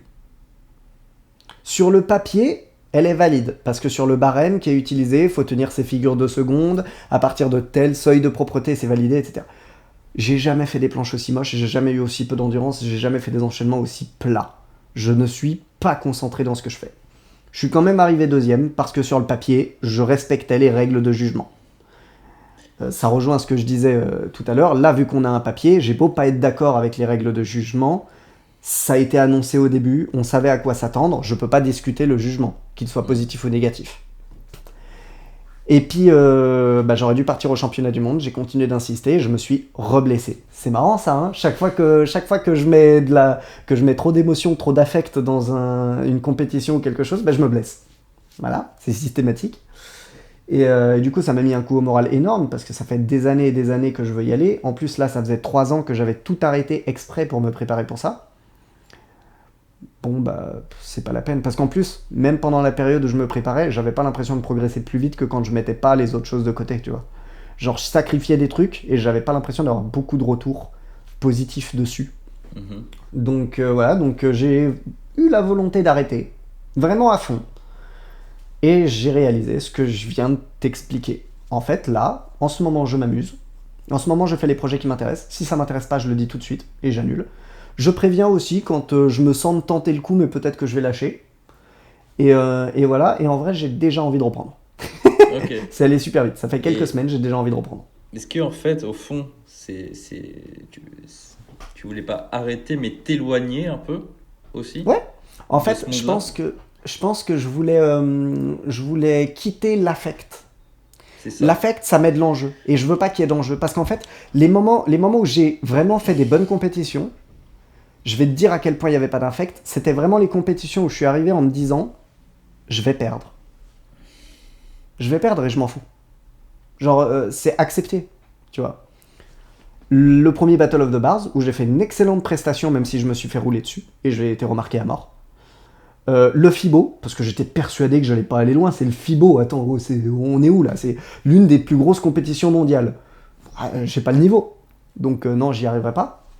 Une compétition de Royal Bars où je suis arrivé, j'avais pas dormi, j'avais pas mangé depuis 40 heures, quelque chose comme ça. Autant dire que je La vais. classique des athlètes de street en compète. C'est ça. Donc autant dire que j'avais aucune chance. Et bah Ouais. dis-toi, je me suis effectivement fait éliminer, mais je me suis fait éliminer juste avant de pouvoir passer pour la demi-finale. Et par contre, j'ai été tellement bien remarqué qu'on m'a invité pour juger à l'international. Première fois que je jugeais à l'international. Donc voilà. Il y a eu quoi d'autre? La compétition à Cannes, où il y avait quand même Kamenov qui était venu juger, où j'étais contre Tiemen et des gens comme ça. Donc Tiemen, les gens doivent plus connaître aujourd'hui, mais c'était l'un des meilleurs en force en France Ouais. et peut-être même dans le monde à cette époque-là. Donc je m'étais dit, au début, je m'étais dit, je peux peut-être avoir le trophée force, impossible que j'arrive premier. Et ben non seulement je suis arrivé premier, mais j'ai eu le trophée force remis par Kamenov lui-même. C'est le genre de moment où j'étais en mode oh, incroyable. Et pourquoi? Parce que j'étais persuadé que j'avais perdu. Ok. Et en fait, il n'y avait pas d'affect, il n'y avait pas d'enjeu, je m'en foutais. Je Et c'est le moment où te, tu perfs le mieux. je te comprends tout à fait. Et j'ai appliqué ça. J'ai appliqué ça. Je pense quand on commence ce sport-là et on veut perf en compète, on rentre dans un truc qui est pas forcément sain sur le long terme, tu vois. On veut Mm. toujours plus et c'est vrai qu'on est très attaché à ça. Et il suffit d'une défaite pour que ça nous brise limite, tu vois. T'as des Des athlètes, ils fois, c'est sont même pas une brisés. défaite. Hein. Des fois, c'est même Même pas une pas vraie des défaite. défaites, ou alors vraiment des pertes de niveau, on comprend pas. Et justement, comme tu disais, no pain, no gain, on bombarde, on bombarde, on bombarde, et après il y a Mm. la blessure aussi, une potentielle blessure qui peut arriver. Et je suis rentré là-dedans. Je suis rentré là-dedans à un moment où vraiment j'étais trop attaché à ce sport-là, tu vois, c'était vraiment tout. Les gens me diront, mais encore maintenant, parce que tu fais tous tes projets pro et toute ta vie autour du street. Oui, et pourtant, euh, j'ai pris énormément de distance avec ce sport, Mm. tu vois. Mais Énormément de distance avec ce sport. j'ai la même chose. Et depuis ça, donc depuis, je sais pas, peut-être 2 ans, et encore maintenant, des fois, je suis trop attaché et puis j'arrive à me détacher de tout ça. Parce que moi, tu vois, je suis athlète. En plus, du coup, maintenant, j'ai ma chaîne YouTube et aussi les podcasts, tout ça. J'ai la marque. J'ai beaucoup de choses autour du street Mhm. qui fait qu'en fait, il n'y a que ça. Il n'y a que ça et qu'en fait, il y a un moment, ça devient toute ta vie. Et si un truc te blesse ou t'affecte, un truc comme ça, et bah, ça Mhm. peut te détruire mentalement, tu vois. Et maintenant, j'ai réussi à me détacher de tout ça. Et c'est pour ça, toi, tu es le premier à me dire, Matt en compète, c'est la détente absolue, le mec, Ouais. on Et dirait. ça, et ça marche super bien. Et pourtant, Même quand tu je n'arrives pas continue de premier, perfer. tu fais les meilleurs perfs. Dans le sens où, Exactement. pour le niveau que tu vois, typiquement, un Itivai au summum de sa forme, un Youssef au summum de sa forme, etc., tu ne vas pas les battre. Mais d'une, t'es jamais ridicule en phase 2. Ouais. Et deuxio, pour ton niveau, tu obtiens le meilleur résultat que tu puisses obtenir. Est-ce qu'on a vraiment besoin d'autre chose? Ah non, c'est ouf. C'est Mais exactement ça. pour rejoindre ce que tu disais, moi c'est la même chose, tu vois, j'ai dit ouais j'ai failli arrêter et tout, et pourtant dans ma période où j'ai failli arrêter, tu le sais toi-même parce que tu en fais partie, j'ai rejoint un projet pour créer une organisation assez importante qui demande Mhm. beaucoup de temps, beaucoup d'énergie. Et en fait la différence elle n'est pas au niveau des actes, la différence elle est au niveau de l'approche. Si je n'ai pas le temps, si je n'ai pas l'énergie, ou si le projet dans lequel je suis ne mène à rien, je m'en fous, C'est ça. et je le laisse de côté. C'est ça. À partir du moment où je fais ça, je peux même bosser encore plus qu'avant. Parce que je m'en fous. Je le fais juste parce que j'en ai envie, rien Oui, et d'autre. Il puis n'y a tu te aucun dis que imposé. t'as pas de compte à rendre ou t'as pas de. pour ceux qui ont du mal à se rendre compte de ça, on peut faire un parallèle avec un truc qu'on vit tous en compète. Tu as beau savoir comment faire une figure en forçant le moins possible, quand tu es en compète, vu qu'il y a de l'enjeu, tu vas forcer plus. Pourtant, le résultat visuel est le même. Ta figure n'a pas changé de forme, n'a pas changé de maintien, peut-être même qu'elle a perdu un peu en seconde, mais c'est pas sûr. Pourtant, tu te sens beaucoup plus fatigué pour la même chose. Parce qu'il y a un enjeu plus grand, donc tu y mets plus d'énergie que nécessaire. Et ben en fait, c'est la même chose pour l'approche générale du sport. S'il y a trop d'affect, tu crames beaucoup plus d'énergie pour en réalité le même résultat, voire moins. Donc ça sert à rien. Alors, petite annonce donc pour toutes les personnes qui nous écoutent, je vous rappelle que tous les épisodes de podcast sont disponibles sur YouTube, donc en vidéo maintenant, mais aussi sur Spotify, Apple Podcast, Deezer aussi, j'ai vu que c'était sur Deezer, donc à peu près sur toutes les plateformes. Donc voilà, c'était un petit rappel que je voulais vous faire. Alors Colin, on va passer dans une autre partie du podcast où je vais te poser quelques questions que des pratiquants de street workout te posent en fait sur Instagram. Donc je retrouve la petite capture d'écran que j'ai fait. Si on tombe sur une question à propos de mon compte secondaire, je rigole. Il n'y a pas ça. Il n'y a pas ça. Donc il y a combien? Il y a 4 personnes qui t'ont posé des questions pour un total de 7 questions. Bon, allez, petite question. Il y a un peu de tout. Hein. Il y a un peu de tout. Il y a genre comment faire une planche à qu'est-ce que tu kiffes dans le street. Tu vois, il y a un peu de tout. Tu vois. Ouais. J'ai une question. On te demande, on peut avoir une maltaise à 100 kg de poids de corps. Donc c'est ça la question. Donc est-ce possible selon toi? Alors, déjà, physiquement parlant, par physiquement parlant, j'entends vraiment dans les notions de la physique pure, oui, il n'y a pas de raison. Après, biomécaniquement parlant, ça doit très certainement être compliqué, mais il faut savoir que très souvent, le problème principal, c'est pas le poids, c'est la longueur des segments. Le truc, c'est très rare de trouver un gars qui fait 100 kg et qui a des segments hyper courts. Ça existe quasiment pas. Donc du coup, je pense qu'il doit y avoir des exceptions dans le monde et on doit avoir des gars qui font des maltaises à 100 kg. On a déjà un Vitaly Fechuk qui fait une maltaise à 93 kg, je crois. Et je crois même qu'il arrive à la presse, mais là je suis pas sûr de ce que je dis. Après, de ce que j'ai compris, il est potentiellement dopé. On n'aura jamais la vraie réponse. Okay. C'est une information, voilà. Il se dit qu'il est dopé, donc peut-être que c'est le cas, peut-être pas. J'ai déjà vu des maltaises poids lourds, genre 85 kg, de gens pas dopés. Genre pas dopés, c'est sûr. Oui, c'est sûr que c'est possible. C'est aussi sûr que ça doit être assez difficile. Maintenant, je pense que faut pas prendre en compte ce qui est censé être possible ou pas, difficile ou pas. Faut le faire et on voit si on a le goût d'aller jusqu'au bout ou pas.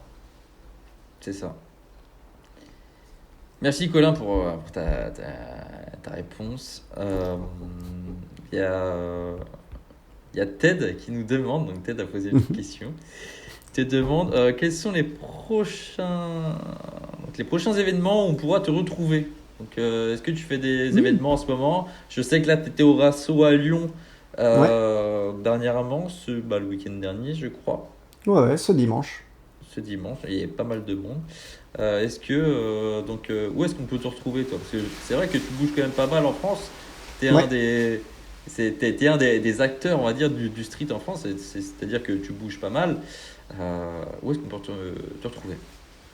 J'essaye de bouger un maximum. D'ailleurs, SNCF, si vous passez par là, si vous voulez faire un partenariat. Ouais, sponsorisé, parce que là. Sponsorisé. Je vous ai rentabilisé sur. Alors, de sûr, on peut me retrouver au Raven Bars Contest. C'est sûr que j'y vais. Par contre, j'y vais en touriste. De toute façon, comme je l'ai dit précédemment, très certainement que tout ce que je vais dire là, ce sera touriste à chaque fois. Je sais qu'il y a un rassemblement qui a l'air de se dessiner vers Rennes, mais il n'y a pas de date. Il n'y a pas de. Il y a rien pour le moment. Ouais, vers Rennes. D'accord. Pour le moment, il n'y a rien d'annoncé officiellement, mais je sais qu'il y a théoriquement un rassemblement qui se ferait sur Rennes. Je crois que c'est plus pour l'année prochaine que pour cette fin d'année. Donc si c'est le cas, j'irai très certainement, parce que Rennes, tu me connais, de toute façon, la Bretagne, je me ramène assez souvent quand je peux.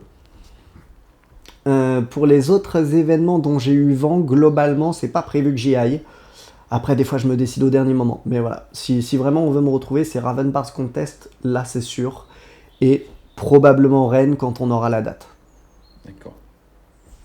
Très bien. Et pour toutes les personnes qui nous écoutent et qui aimeraient connaître un peu les événements qu'il y a en France, n'hésitez pas à suivre sur Instagram. C'est agenda. Tiré du bas SWCF. Oh, ok, pardon. Wow, le mec connaît même pas la page. Donc, tiens, je mettrai le lien en description. Je le note maintenant pour pas l'oublier. Je mettrai le lien du compte Instagram Agenda de Street Workout français. Comme ça, vous pourrez retrouver des événements proches de chez vous. Voilà, c'est un compte qui est fait pour ça. Donc, n'hésitez pas à vous abonner. On peut parler du fait que justement c'est un projet que j'ai lancé et dont tu fais partie aussi. C'était une question. C'était aussi une question de Johan qui nous demande comment ça avance l'agenda, les projets et tout qui aident à faire grandir le street workout. Donc là justement tu parlais de ce projet-là qu'on a aussi en commun. Oui. On a plusieurs projets en commun. Donc ouais, déjà il y a l'agenda, donc agenda qui pour le moment a l'air de plutôt bien tenir la route. Faut pas qu'on lâche un peu, comment dire, je vais le formuler autrement, c'est très facile de s'habituer à devoir le faire et donc d'y oublier que ça devienne secondaire. Pour le moment, on arrive à tenir le choc. Ça reste quelque chose de prioritaire. Faut savoir qu'on est une équipe de 7 personnes, si je dis pas de bêtises. On est 6 ou 7 ? Je crois qu'on est 7. Attends. 6. On est 6 ? 6. Bon, en vrai, on peut dire les noms en soi. Ouais. Jolan, ouais. Toi, ouais. Elisa, ouais. Axel, Ted et moi. Ça fait 6. On est d'accord. Ça fait 6. Ouais. Je ne sais pas compter. Donc, ouais, c'est une équipe de 6 personnes donc, qui s'occupe avant tout de récupérer des informations sur les événements à venir et de pouvoir les poster en avance. Alors, en l'occurrence, on s'est un peu partagé les rôles puisque on essayait aussi d'être pas mal présent. Donc, du coup, les 3 acteurs principaux pour se déplacer, on va dire que c'est moi, toi et Jolan. On a Axel aussi qui est quand même assez présente, notamment en fait elle nous permet aussi souvent d'avoir les infos au côté féminin parce que ça arrive très souvent que les infos côté féminin ou côté masculin ne se partagent pas de l'autre côté. On a Elisa qui elle nous fait surtout de la relecture, de la vérification que ce soit compréhensible, etc. puisqu'elle est un peu plus en retrait et donc elle peut avoir un point de vue où nous, on trouverait que c'est parfaitement compréhensible, mais au final, une personne moins impliquée que nous ne comprendrait pas forcément. Et on a Ted qui s'occupe majoritairement de l'aspect image, c'est-à-dire l'Instagram, les designs, etc. À savoir aussi que du coup, l'équipe Agenda ne s'occupe pas que de l'agenda. Elle fait partie des petits papiers, donc d'un projet plus gros qui verra peut-être bientôt le jour. Pour le moment, on ne peut pas en dire grand-chose. Déjà parce que ce serait bête de vendre la mouche pour qu'au final ça n'ait pas lieu, ça arrive très souvent. On démarre souvent des projets qui se finissent pas, c'est normal. Ouais. Là on espère que c'est du sérieux. Donc normalement vous en entendrez parler. Mais vous en entendrez parler une fois qu'on saura vraiment comment le présenter. On est aussi en phase, alors ça avance très lentement parce que c'est quelque chose de très compliqué, mais l'équipe Agenda s'occupe aussi de créer une charte des compétitions. C'est-à-dire en quelque sorte un petit guide, une petite liste de choses importantes à noter qui compile tout ce qui a été fait par les précédents organisateurs d'événements et qui permet de savoir à la fois justement qu'est-ce qu'il ne faut pas oublier, comment se renseigner sur les aspects légaux, avoir les autorisations de la part des mairies, etc., etc. C'est tout autant une espèce de ligne directrice pour pas faire de la merde qu'un guide pour réussir à bien le faire. C'est ça. C'est un peu un mélange des deux. C'est un projet qui va prendre énormément de temps, même pour avoir toute la transparence avec vous. Actuellement, on n'a pas grand-chose de plus que le sommaire, parce que le problème, c'est qu'on est obligé de se renseigner sur tous les aspects légaux, parce que si on fait un truc pareil et qu'on a dit une bêtise, c'est inutile, en fait, c'est complètement inutile. En plus, on essaye de récolter des informations de la part de plein d'organisateurs différents qui n'ont pas toujours le temps de nous répondre du tac au tac. Donc pour le moment, la rédaction, elle a quasiment pas avancé, soyons honnêtes. Mais c'est pas pour autant qu'on laisse tomber. Si ça n'est pas sous cette forme-là, ça naîtra sous une autre forme. Et au moins, On aura commencé à ériger quelques petites bases, même si un jour il s'avère que c'est pas nous qui finissons ce projet, il y aura quelque chose de fait pour les prochaines personnes qui souhaiteront le reprendre. Quoi d'autre? Bah du coup, avec la FNSWC, il y a eu un petit coup de fouet, mine de rien, parce que suite à l'intervention de Dawari dans le live de Sangwan, il y a quand même pas mal de choses qui ont été mises en place. On attend de voir ce que ça va donner par la suite, parce que impossible de... Voilà, on peut pas présupposer des résultats. Mais je sais que la FNSWC, donc moi je suis conseiller régional de la FNSWC, si je dis pas de bêtises, toi aussi. C'est ça. Et Donc, je suis même, bon, je pense, je peux l'annoncer. Je suis accompagnateur de l'équipe de France de street workout au championnat d'Europe le 3 et 4 décembre, je crois, à Amsterdam.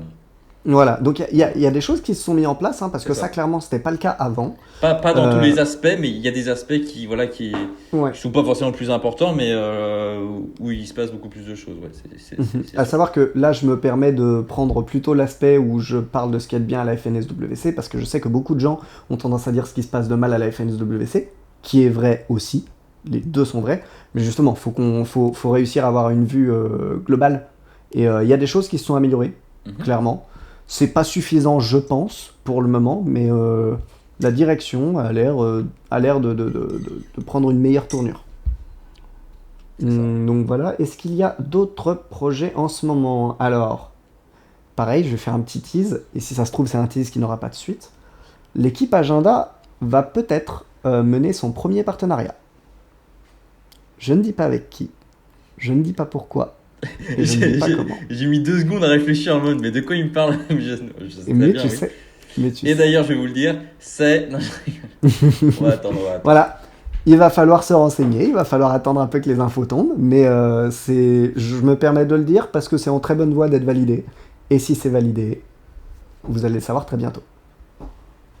Merci Peut-être même d'ailleurs Colin. que quand la vidéo sortira, on sera au courant. Ouais, peut-être, peut-être. Et je viens de te couper dans ton élan, je Ouais, suis non, désolé. je pensais que tu avais fini, c'est pour ça. Merci Colin d'avoir répondu à cette question.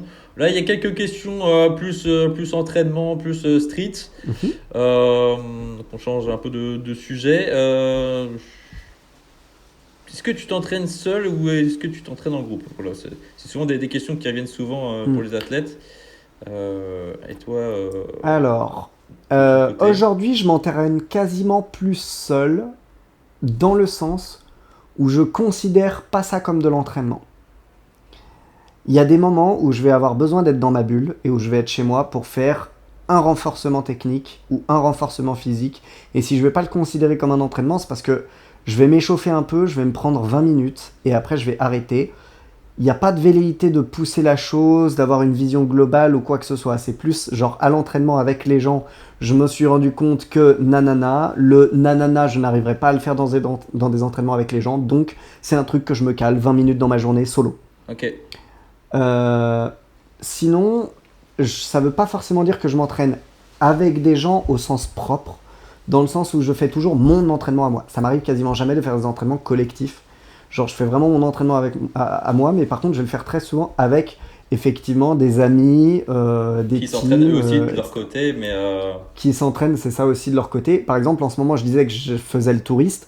L'une des raisons principales, c'est qu'aujourd'hui, aujourd'hui, plutôt depuis plusieurs semaines, je considère même pas que je fais ne serait-ce qu'un seul entraînement parce qu'il n'y a aucun moment où je me pose pour me dire là je vais m'entraîner, là je vais progresser. Non, en fait, il y a un événement où j'ai envie d'y aller pour voir et il s'avère qu'en étant à l'entraînement ou au rassemblement ou enfin n'importe quel événement, eh ben j'ai envie de faire des petits trucs. Donc je vais faire les petits trucs. Faut pas minimiser non plus, ça fait de l'entraînement, mais je me mets pas dans une notion d'entraînement. c'est pas optimal, je comprends. C'est pas optimal, puis c'est surtout pas recherché. Il n'y a pas de recherche de Mhm. performance dans ces cas-là. Donc c'est très différent. Mais voilà, et je conseille de manière générale d'ailleurs aux gens, outre moi comment je fais, de varier. Parce que si vous vous entraînez toujours tout seul, vous vous rendrez pas compte de certaines lacunes. Si vous vous entraînez toujours avec les autres, vous pourrez pas bosser sur les choses que les autres ne font pas. Parce que même quand on s'entraîne sur son entraînement avec d'autres gens autour, on est influencé. Donc faut varier de temps en temps. Hmm. J'ai envie de répondre à cette question moi aussi. Mais je t'en prie. c'est moi qui organise le podcast, j'avais envie de répondre aussi aux questions, tu vois. Non, Je fais comme je veux. Je trouve ça intéressant parce que moi, à l'époque, donc pendant des années, je me suis entraîné, donc c'était en groupe. C'est à l'époque où je faisais je faisais freestyle, donc je faisais force et agilité, mais vas-y, 80%, même 90% de mes entraînements, c'était d'agilité, tu vois. Donc forcément, à plusieurs, c'est toujours plus motivant, convivial de faire de l'agilité ou alors du freestyle en général en groupe. Depuis que je fais que de la force, voilà, depuis 3-4 ans, que tout seul. Je ne peux pas m'entraîner avec des gens, ou alors c'est très très dur. Avec une personne avec moi, si elle s'entraîne sérieusement, je vais pouvoir m'entraîner. Si elle est là et qu'elle fait un peu la touriste, je vais avoir du mal. Par contre, par exemple, un rassemblement, un truc comme ça, on t'envoie des perfs, tu t'amuses, tu vois, mais je pourrais pas faire un vrai training où vraiment le mec il s'échauffe pendant, tu sais, je m'échauffe pendant 20 minutes, ensuite je fais mes trucs, enfin mes exercices spécifiques, etc. Ça, je peux pas faire. Et du coup, moi, je m'entraîne uniquement tout seul et je ne peux pas m'entraîner avec quelqu'un. Enfin, j'ai beaucoup de mal à m'entraîner avec quelqu'un, tu vois. Voilà, c'était pour répondre un peu. Après, j'ai l'impression que du coup, ce que tu appelles un entraînement, c'est à partir du moment où il y a renforcement physique ou technique. Alors que moi, je considère C'est les ça. entraînements combo. Et un entraînement combo, tu peux le faire en groupe de 4-5 personnes. Hein, tant que tu arrives à tourner régulièrement, tu Non, peux parce faire de la que force en combo. même à plusieurs, je pourrais pas pousser au-delà, tu vois. Si vraiment je veux faire un entraînement combo et j'arrive dans un ratio, je fais des combos, mais c'est très très rare que je me pousse, tu vois. Hmm. Ah, ouais, mais moi, j'ai pas forcément. Justement, pour moi, quand tu te Pour pousses, moi, c'est c'est pas que un tu fais un entraînement parce que renforcement. je suis pas dans l'optique de progresser. Si je fais une séance juste pour montrer, Ah. pour moi, c'est pas un entraînement. Eh bah, du coup, alors moi, j'ai pas la même approche, mais ça se rejoint. Je suis d'accord avec quasiment tout ce que tu as dit, avec l'exception que pour moi, l'entraînement combo, qui est un entraînement aussi, mais qui n'a pas la même visée, c'est un entraînement technique, et du coup, c'est un renforcement, je mets des guillemets, dans le sens où on va chercher justement l'aisance, la facilité. Donc je vais pas me pousser à bout, c'est le but, mais c'est une autre forme d'entraînement, un Ouais, je entraînement comprends. nerveux, où je vais chercher à pas complètement être mort, parce qu'il y a le renforcement purement nerveux où tu vas te flinguer en combo, tu vois. Mais en rasso ou ce genre de choses, je vais essayer d'avoir toujours quelque chose d'esthétique, toujours des idées derrière, et ce genre de choses. Et pour moi, je peux y prendre comme entraînement. En ce moment, Non, par mais exemple, je ne le fais pas. Je fais la nuance parce qu'en ce moment, vraiment, dès que mon combo me saoule, j'arrête. Alors que quand je suis en logique d'entraînement dans un rasso, je vais pousser mon combo, pousser et essayer d'être toujours très exact, très propre et tout, alors que c'est pas le cas en ce moment. Mais voilà, je peux faire des entraînements à plusieurs. Et pour moi, il y a un sweet spot, c'est que ce soit pour l'agilité, la force ou machin, c'est 4-5 personnes, sauf si c'est du renforcement musculaire ou technique pure, où là, oui, il faut qu'on soit un ou deux max. ouais. Et même quand on est deux, c'est chacun dans son coin, c'est juste qu'on le fait au même moment. Après, je suis d'accord avec toi, en rasso, même si tu fais, t'entraînes des combos, oui, c'est un entraînement, mais moi, je vais pas le définir comme tel, pour moi. Ouais. Oui, parce que tu te pousses pas, justement, t'as pas l'impression de repousser Voilà, la limite. c'est ça. Là, je vais sélectionner les questions pour pas tout dire. Après, s'il y a des questions où t'aimerais bien les poser, mais il faut juste que je réponde vite, on peut, hein. On n'est pas Ouais, non, obligé non, mais d'épiloguer sur non, tout. parce que des fois, c'est trop large. Est-ce que tu t'entraînes toujours au parc ou alors tu t'entraînes chez toi? Alors, la réponse, c'est les deux en même temps, car mon jardin est un parc. Oui. Mais est-ce J'ai... que, en fait, peut-être que la question aussi, c'est est-ce que toi, tu as besoin de sortir de chez toi pour mieux t'entraîner Alors, ou alors rester au même endroit? j'ai besoin de rejoindre le street. Je Ouais, m'explique. Si je vais dans un parc où il n'y a pas de pratiquants de street, freestyle ou ce genre de choses, je vais pas faire bien plus que du renforcement musculaire classique, du ouais, set and rep. Parce que ça m'ennuie, parce qu'il y a personne qui s'y connaît dans ce domaine, parce que généralement en plus, ça veut dire que le parc est souvent pas ouf, parce que quand un parc est ouf, il y a des pratiquants freestyle, etc., etc. Et du coup, c'est applicable même pour mon parc dans mon jardin, c'est-à-dire si juste là comme ça, je sors dans mon jardin et je vais pour faire un entraînement, je ne vais pas réussir à faire du freestyle, je ne vais pas réussir à renforcer intensément et tout et tout. Pour autant, je suis capable de ramener ou rejoindre le street, même ici, dans mon salon. Parce que si je mets les bonnes musiques, que je fais un petit live par exemple ou un truc comme ça, En fait, je vais me mettre dans une ambiance street. C'est ça, il faut basculer l'ambiance. C'est un genre de petit rituel. Soit je fais une story qui dit que je commence à m'entraîner. Du coup, j'ai fait une story, donc je suis obligé d'assumer derrière, tu vois. Je suis obligé de faire des trucs. Soit je fais le live, donc du coup, il y a des gens qui viennent voir. Faut pas que j'envoie rien, etc., etc. Et ben en fait, je vais m'amener au street ou ramener le street à moi, peu importe dans quel sens on le prend. Et ça, en fait, peu importe le parc ou non, ça va marcher. Ou par exemple, je peux dire, on fait entraînement chez moi. Ce qui fait que moi, là, tout de suite, je sors et j'essaye de faire un entraînement. Je vais pas envoyer d'agilité, je vais pas envoyer de force pour de vrai. Mais je dis demain ou même dans 3 heures, hein, dans 3 heures, rassemblez-vous les gars, genre 3-4 personnes, et on fait entraînement dans mon jardin. C'est pas la même chose. Il y a une préparation à ça, il y a un truc qui fait que là, ça devient le street, et pas juste je me renforce. Ok. Et donc, dans cette logique-là, des fois, je vais me rendre effectivement au parc des Berges, et pas juste chez moi, parce que j'ai beau avoir un parc qui est meilleur chez moi que celui des Berges, et ben, si je n'arrive pas à ramener le street dans mon jardin, je ferai un entraînement qui est moins efficace que d'aller sur les berges qui a des barres un peu plus médiocres. Je te comprends, je te comprends. Là, c'est cette question-là qui a été posée. Est-ce que tu t'entraînes au parc ou chez toi? C'est pas une question oui ou non, tu vois, faut développer là-dessus. Et moi, je trouve ça important quand on a plusieurs années de pratique. Moi, maintenant, donc à l'heure d'aujourd'hui, j'ai besoin d'aller à l'entraînement, tu vois. Hmm. Là, quand l'hiver arrive, du coup, je m'entraîne un petit peu plus à la maison. Mais le fait de s'entraîner à la maison et que tu restes dans ton cadre familial de détente, c'est vrai que bon, les premières années, j'ai l'impression que tu t'en fous un peu, tu t'entraînes et tout. Mais moi, avec l'expérience, j'ai de plus en plus de mal et j'ai besoin d'aller à l'entraînement, tu vois. Prendre mon sac, tu vois, je suis un vrai sportif, je vais au complexe sportif limite, tu vois.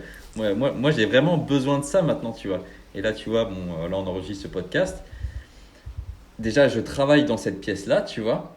Et il y a aussi l'entraînement à la maison et au parc, ça revient un peu au travail. Tu vois, moi, je suis quelqu'un Ouais, j'étais en train d'y penser. qui travaille à la maison, parce que je suis à mon compte, donc voilà, avec la marque et tout ça.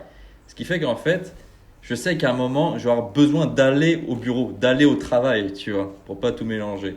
Et bon, j'en ai besoin, mais j'en ai pas forcément les moyens. Alors que pour le street, j'en ai les moyens. Tu vois, je peux prendre ma voiture, faire 5-10 minutes de route ou aller en vélo. Je peux aller à l'entraînement. Et je trouve ça super important, tu vois, de faire la part des choses comme ça. Et c'est quelque chose qui peut nous faire durer dans le temps en street, tu vois. Mm. Parce que nous, ça fait longtemps qu'on est là. Et comme on en a parlé dans le podcast, bah, des fois, tu vois, on a des coups de mou, tout ça. Et on a besoin chaque année de changer un peu sa routine, d'avoir des objectifs différents. Et moi, j'ai retrouvé ce truc-là, en fait, d'aller à l'entraînement. Ce qui fait que ça devient un peu plus nouveau pour moi. J'ai l'impression que c'est nouveau. Et du coup, je prends plus de plaisir, tu vois. Et Mhm. ben, peut-être que dans un an, je vais dire, attends, aller à l'entraînement, ça me fait chier. Je préfère tout faire à la maison. Mais pour l'instant, c'est pas le cas. Et j'aime ça. Mais c'est pour ça que je disais, il faut, pour moi, c'est plus général, c'est ramener le street à moi ou me ramener au street. Parce que au même titre, tu vois, par exemple, qu'un streamer va pouvoir juste allumer ses LED, changer l'emplacement de sa caméra, débarrasser son bureau, c'est un rituel qui veut dire qu'il va streamer. Il n'a pas juste envoyé le stream. Et ben là, moi j'ai pareil, c'est-à-dire que tu vois, là, dans cette pièce-là, je travaille, je joue et je m'entraîne. La pièce n'est jamais pareille quand je travaille, quand je joue et quand je m'entraîne. Mhm. Quand je joue, mon bureau est un bordel. Mais genre, grave. Quand je travaille, je dégage tout, ce petit tapis là, je le décale plus au centre, je tire le clavier vers moi. C'est 3 fois rien, hein. Mais c'est pas la même installation, c'est un Pas la même rituel de config, travail. ouais, je vois. Et quand je dois m'entraîner, cette table, je la fous dehors ou alors je la plaque dans le coin ici. Ce qui fait que j'ai une place beaucoup plus. Là, en gros, tu le vois pas, mais c'est rectangulaire comme ça. Ok. En faisant ce que je viens de dire, je la rends carrée. Et du coup, c'est beaucoup plus optimal pour faire des maltaises, ce genre de choses. Et rien que l'action d'avoir déplacé les meubles et que ce ne soit plus exactement la même salle, alors que dans 2 secondes, je remets le meuble, c'est pareil. Hein, et ben, du coup, ça fait que là, je suis à l'entraînement, Ok. alors que c'est la même pièce. Mhm. Mais c'est ouf que maintenant ça se joue comme ça sur des petits détails avec les années d'expérience qu'on a. Euh, des petits détails comme ça peuvent tout changer. Moi, c'est des détails, je faisais même pas attention à ça quand je commençais, tu vois.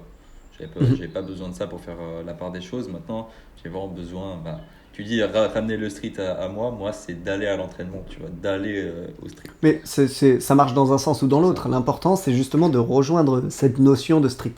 Que la notion de street et la notion de soi fusionnent à un moment donné. Que tu sois pas juste toi et pouf, on fait du street. Mm. Généralement, ça marche moins bien. Et c'est valable même à plus petit niveau. C'est juste qu'on s'en fout, on s'en occupe pas. Et c'est avec le temps qu'on s'aperçoit que si on veut être vraiment efficace, il faut faire ça. C'est ça. Ouais, Colin, je pense que ça va bientôt faire 1h30, une bonne heure et demie, même plus que ça, Plus, je pense. qu'on discute. Si vous êtes resté jusqu'à la fin de ce podcast, j'espère que vous avez apprécié. Lâchez pourquoi pas un petit like. Je dis jamais ce genre de choses, genre abonnez-vous, lâchez un like. Mais là, faites-le. Si si vous écoutez les podcasts, abonnez-vous. Limite, partagez les épisodes, comme ça nous fera connaître et ça fera aussi développer ces disciplines. Tu voulais rajouter un truc peut-être? Ouais, je pensais à quelque chose. Dis-moi. Tu m'avais dit que parfois, en fin de podcast, tu proposais de partager quelques petits Instagram. C'est ça, Moi, je vas-y, propose dis-nous, plutôt... vas-y, dis-nous. Non, dis-nous. je propose pas un Instagram. Je Ok. vais vous partager un livre et avec une raison très concrète, c'est que j'ai servi de modèle pour ce livre. Je vous Ok. conseille le livre Calisthénie, la musculation globale. Calisthénie. La musculation calisthénie. globale. Ouais, Ok, attends, je le voilà. note. Mais je savais même pas qu'il existait ce bouquin. Je sais, il y a plein de gens qui savent pas. Ça date d'il y a un bon moment, mais voilà, ce livre existe. Il faut pas le voir, il a tendance à être présenté comme une méthode. Pour moi, c'est pas une méthode. C'est plus un espèce de recueil de plein de figures, avec plein d'étapes dans les figures, et sur quoi ça travaille, quel est l'axe, etc. Comme des fiches techniques de chaque figure qu'on pourrait faire. Ok, d'accord. D'accord, donc un dictionnaire du street un peu, avec des explications. Je dirais pas un dictionnaire du street, parce que ça a été fait par un gymnaste, donc il n'a pas toute la Ça connaissance a du été fait street par qu'on qui? a. Ça a été écrit par qui? Alors, je vais pas te dire de bêtises, je vais te le retrouver, mais c'est un nom en L. Pouf, pouf, pouf, pouf, pouf.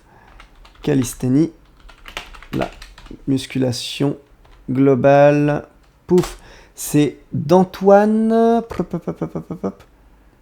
Antoine Locuratolo. D'accord. Et donc voilà, donc il est souvent présenté comme une méthode de street. Moi, du coup, j'y mettrais la modération que ça a été fait par un gymnaste qui, malgré tout, s'intéressait réellement à notre pratique. Sinon, d'ailleurs, il n'aurait pas demandé à une personne de ce milieu-là de s'investir. Mais du coup, c'est une approche qui est quand même assez gymnique, soyons honnêtes. Néanmoins, il reste assez large, pas trop... justement, il n'apporte pas la rigueur de la gym pour seul prétexte que lui-même est gymnaste. Et il apporte par contre des éléments en plus qu'on a côté gym qui parfois manquent côté calisthenics, comme justement comment s'échauffer plus en souplesse, comment s'échauffer plus en intensité, comment mobiliser côté cardio, on le fait quasiment jamais nous, soyons honnêtes. Donc voilà, ce genre de choses, et c'est vraiment des petites fiches techniques, je dirais pas un dictionnaire, c'est vraiment genre, vu qu'il n'y a pas tout, un dictionnaire ça a une notion de... Alors Colin, je t'entends plus du tout. Le son est parti progressivement, donc je pense que ton câble tourne un peu ton câble. Ah non, c'est pas le micro, c'est le micro de ton casque. Voilà, on termine bien cet épisode. Ou alors c'est moi. Non, c'est pas moi. Moi, tout est ok. Donc à toutes les personnes qui nous regardent, qui se marrent. Problème technique, voilà. Mais je vais laisser, je vais laisser. C'est rien, c'est juste. Ok, bah, Colin, en fait, ton son est parti progressivement. Voilà. Bon, ça c'est l'enregistrement que tu auras, parce que du coup j'ai dû couper l'enregistrement audio, donc tu Ok, feras... c'est pas grave, c'est Voilà, pas grave. tu feras comme tu voudras. Très bien. Je sais pas ce qui se passe avec mon micro, je pourrais pas le corriger tout de suite, donc on va finir avec le micro de ma caméra qui est nettement moins bon. C'est pas grave. Mais voilà, on fait avec. Et du coup, oui, je sais pas à quel moment ça a coupé, mais basiquement j'étais en train de dire, voilà, c'est juste pour donner plein d'idées de mouvements différents, donc certains qu'on connaît très très bien, mais avec une fiche technique quand même assez détaillée, qui va pousser plus loin que juste de dire, voilà, une planche c'est un exercice de pousser. Non, ça va vraiment préciser quel muscle ça va mettre en jeu, quel type d'action biomécanique va se faire et ce genre de choses. C'est beaucoup plus détaillé et avec plein d'étapes, soit pour rendre l'exercice plus dur, soit pour rendre l'exercice plus facile, etc. etc. Ok. Donc je trouve que c'est quand même assez intéressant. Je pense que c'est le type de livre qu'un passionné de street pourrait avoir sur son chevet. Juste D'accord. comme ça, Bah, tu moi, vois, tu vois, je le connaissais pour même ça. pas, donc ça m'intéresse.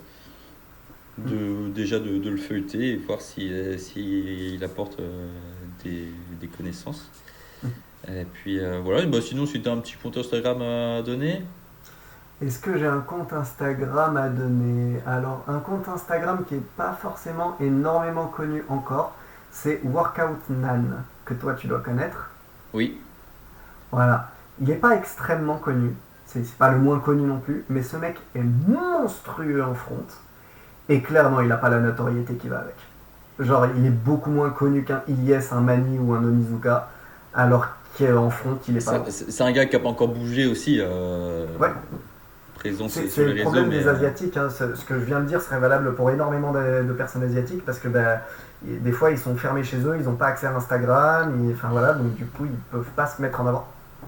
donc ouais, n'hésitez pas à aller voir ce gars-là, je connais bien aussi. Les SAT à l'infini, enfin voilà, tout est infini chez lui, c'est Et en incroyable. plus les vidéos sont belles, elles sont vraiment bien faites. Donc je le mets en lien et c'est lui qui va s'afficher là. Je mettrai petite illustration, un truc comme ça. Ben merci Colin, merci d'avoir Merci à assisté toi. à ce podcast. Je vais essayer de reprendre un peu les podcasts parce que là c'est vrai que j'ai fait une bonne pause. C'était pas forcément ma priorité, tu vois. Comme tu sais, Colin, on a beaucoup de projets et Pas on de quoi peut pas tu tout faire. parles. Et on peut pas tout faire. Et l'autre jour, je sais pas, je me suis dit, allez, j'ai envie de reprendre. J'en avais fait un. Le dernier, c'était avec Flo Marek. Donc là, on est plus du côté set and reps, endurance et aussi street lifting maintenant. Je suis allé le voir en vrai, à Lorient, près de chez moi, en Bretagne. Si vous n'avez pas encore vu cet épisode-là, allez le voir. C'est le dernier qui est sorti. Et c'est en vidéo. Voilà, on a tourné avec sa caméra et la mienne. Et on a parlé pendant une bonne heure et demie, je crois aussi, un peu de tout, mais plus de set and reps et de street lifting que de figures statiques ou freestyle en général, quoi. De toute Voilà. façon, en un podcast, on peut jamais tout couvrir, hein, parce que tu vois, là, avec moi, on n'a pas vu la partie jugement, on n'a pas vu la partie organisation, on n'a pas vu la partie associative. Non, mais on n'a J'imagine même pas qu'avec parlé, Flo, tu peux on n'a pas. même pas parlé vraiment entraînement, tu vois aussi. On n'a Ouais, pas vraiment il parlé manque forcément de plein de tout ça. choses. Donc On n'a pas le temps forcément, en une heure et demie. on n'a pas le temps de tout voir. Là déjà, on t'a découvert un peu. Enfin, les personnes qui ne te connaissaient pas t'ont découvert. Donc voilà, peut-être que tu vas réapparaître dans ce podcast pour parler d'autre chose, d'un autre sujet. Je t'accueillerai avec plaisir. Tu peux me demander ça justement. Est-ce que les gens voudraient me revoir dans un autre épisode et un épisode consacré à quoi? C'est ça, c'est ça. Mhm. Est-ce que vous préférez peut-être plus parler de l'entraînement, du milieu de la compétition, Du milieu c'est vrai qu'il y a organisationnel. organisation, ouais, aussi. Donc n'hésitez pas à mettre tout ça en commentaire, on lit tout et grâce à vos commentaires, on crée des épisodes après. Et on sait Mhm. qu'il va vous intéresser. Donc c'est intéressant. Voilà. Merci Colin. Je Merci vais à toi. souhaiter un bon training à toutes les personnes qui nous écoutent. Je sais qu'il y a des personnes qui nous écoutent pendant les trainings. Ça, Ah c'est bah super Davai. cool. Pendant les trainings. D'autres pour leur long trajet en voiture ou en transport. Ou d'autres en stretching. Comme moi, le soir, je fais toujours enfin, pas toujours, mais presque un jour sur deux, je fais ma petite séance stretching et mobilité, tu vois, parce que j'en ai besoin. Et je bouffe du podcast, donc je vous encourage aussi à écouter du podcast dans ces moments-là. Colin, je vais te souhaiter une bonne fin de journée aussi.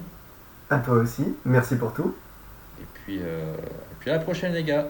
Ciao. À plus. Tchuss.